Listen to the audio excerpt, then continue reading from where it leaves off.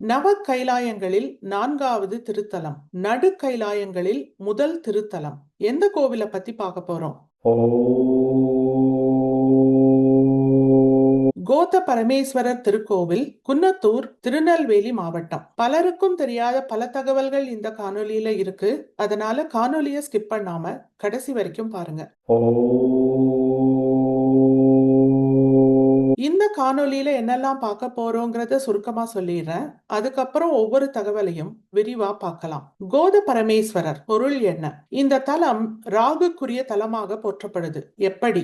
இந்த தலத்துல இருக்கிற அம்மனுக்கு ஒரு சிறப்பு இருக்கு. அது என்ன? இந்த தலத்துல இருக்கிற முருகப்பெருமான் சிற்பக்கலைக்கு ஒரு எடுத்துக்காட்டு. எப்படி? இந்த கோவிலுடைய மற்ற சிறப்புகள் எல்லாம் என்ன? கடைசியா அடுத்த வாரம் என்ன கோவில பார்க்க போறோங்கிற தகவலை சொல்ல போறேன்.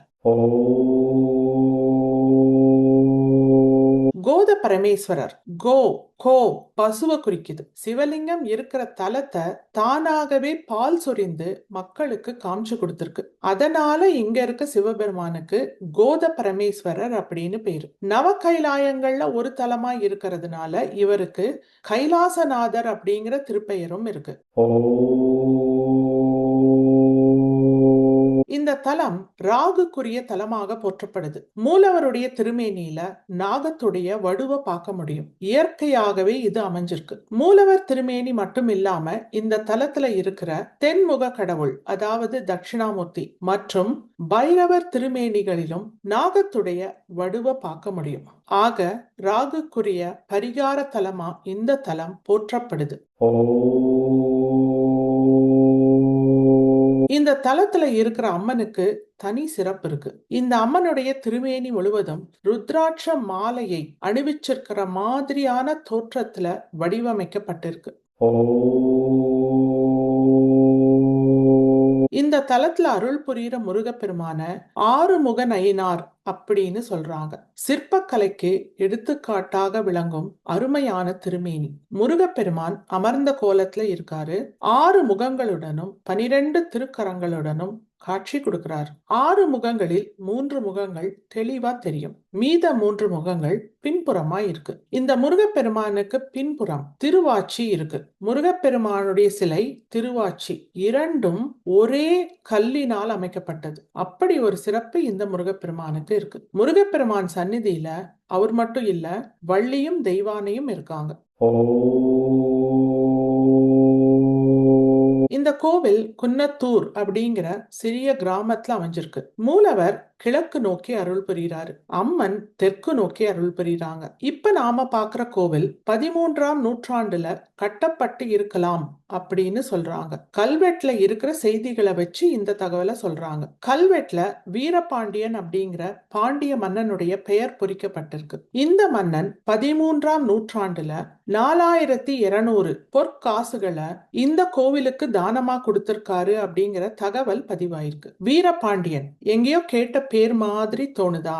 புகழ்பெற்ற ராஜராஜ சோழனுடைய அண்ணா ஆதித்த கரிகாலன் வெற்றி கொண்ட பாண்டிய மன்னனின் பெயர். அதனால ஆதித்த கரிகாலனுக்கு வீரபாண்டியன் தலை கொய்த கோப்பரங்கேசரி அப்படிங்கிற பட்டப்பெயர் கிடைக்குது. ஆனா இந்த கல்வெட்டுல இருக்கிற வீரபாண்டிய மன்னன் அவர் கிடையாது. ஆதித்த கரிகாலன் ராஜராஜ சோழன் வாழ்ந்தது 10ஆம் நூற்றாண்டு 11ஆம் நூற்றாண்டு. அப்ப இந்த வீரபாண்டிய மன்னன் யார்? வரலாற்றுல போய் பார்த்தோம்னா 13ஆம் நூற்றாண்டுல 2 பாண்டிய மன்னர்களுக்கு வீரபாண்டியன் அப்படிங்கிற பெயர் இருக்கு. ஒரு மன்னன் முதலாம் சடாவர்மன் வீரபாண்டியன். இவருடைய காலம் கிபி 1253 முதல் 1275 வரை. ஆக 13ஆம் நூற்றாண்டு இவருக்கு பொருத்தமா இருக்கு. இன்னொரு மன்னன் பெயர் 2ஆம் வீரபாண்டியன். இவருடைய காலம் கிபி 1296 முதல் 1311 வரை. இவருடைய காலம் 13ஆம் மற்றும் 14ஆம் நூற்றாண்டா வருது. ஆக இந்த கோவில் கல்வெட்டுல குறிப்பிடப்பட்டிருக்கிற வீரபாண்டியன் அப்படிங்கிற மன்னன் முதலாம் சடாவர்மன் வீரபாண்டியனா தான் இருக்க முடியும். இந்த மன்னன் ஈழத்துக்கு மேல படையெடுத்து போயிருக்காரு. ஈழம் இப்ப இருக்கிற இலங்கை. அந்த சமயத்துல ஈழத்தை ஆட்சி பண்ணிட்டு இருந்த மன்னன் சந்திரபானு, சாவக மன்னன். போர்ல வீரபாண்டியன் தான் வெற்றி பெறாரு. வெற்றியின் அடையாளமா இலங்கையில இருக்கிற திரிகோணமலையில பாண்டியர்களின் கொடிய நட்டி வச்சுட்டு வந்திருக்காரு. பாண்டியர்களின் கொடி 2 மீன்கள் இருக்கும். பிற்கால பாண்டியர்களில் சிறப்புமிக்க மன்னர்களில் இவரும் ஒருவர். இந்த தகவலை எல்லாம் வச்சு பார்க்கும்போது இந்த கோவிலுடைய கல்வெட்டுல குறிப்பிடப்பட்டிருக்கிற வீரபாண்டியன் அப்படிங்கிற மன்னன் சடாவர்மன் வீரபாண்டியனாதான் இருக்க முடியும். நீங்க என்ன நினைக்கிறீங்க?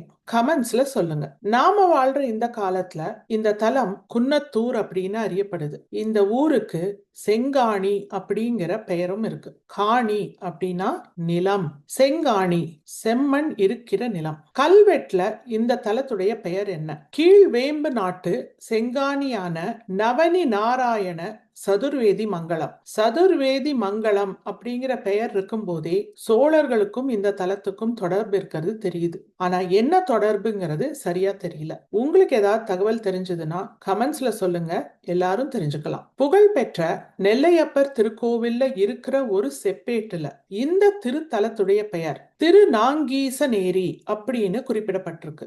அதே செப்பேட்ல இந்த தலத்துடைய மூலவருடைய பெயர் திருநாகீசர் அப்படின்னு குறிப்பிடப்பட்டிருக்கு. ஆக இந்த தலம் முற்காலத்துல இருந்தே ராகுக்குரிய பரிகார தலமாக போற்றப்பட்டிருக்குது அப்படிங்கிறத திட்டவட்டமா சொல்ல முடியும். பழங்காலத்தை சேர்ந்த நில அளவுகோல் இந்த தலத்துல பாதுகாக்கப்படுது. நில அளவுகோல் பெயர்ல இருந்தே அதனுடைய பயன்பாடு நமக்கு புரியுது. நிலம் சம்பந்தமான பிரச்சனைகள் எழுந்தால் இந்த நில அளவுகோலை வச்சு நிலத்தை அளந்திருக்காங்க அக்கால மக்கள். இந்த கோவிலுக்கு போனீங்கன்னா இந்த நில அளவுகோலையும் பார்க்கிறதுக்கு மறந்துடாதீங்க.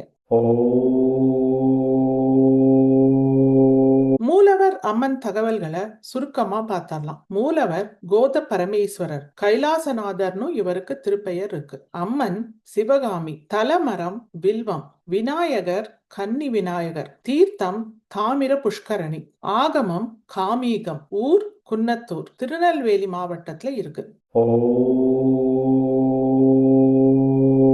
இந்த தலம் திருநெல்வேலியிலிருந்து சுமார் 15 கிலோமீட்டர் தொலைவில் அமைஞ்சிருக்கு. திருநெல்வேலியில இருக்கிற புகழ்பெற்ற நெல்லையப்பர் திருக்கோவில்ல இருந்து சுமார் 7 கிலோமீட்டர் தொலைவில் அமைஞ்சிருக்கு. இந்த கோவிலுடைய கூகுள் மேப் லிங்க டிஸ்கிரிப்ஷன்ல கொடுக்கிறேன், உங்களுக்கு உபயோகமா இருக்கும். அடுத்த வாரம் என்ன கோவில்? நவ கைலாயங்களில் 5வது தலம், குருவுக்கு உரியது. கைலாசநாதர் திருக்கோவில், முரப்பநாடு. நம் தேடல் தொடரும். அதுவரை இணைந்திருங்கள்.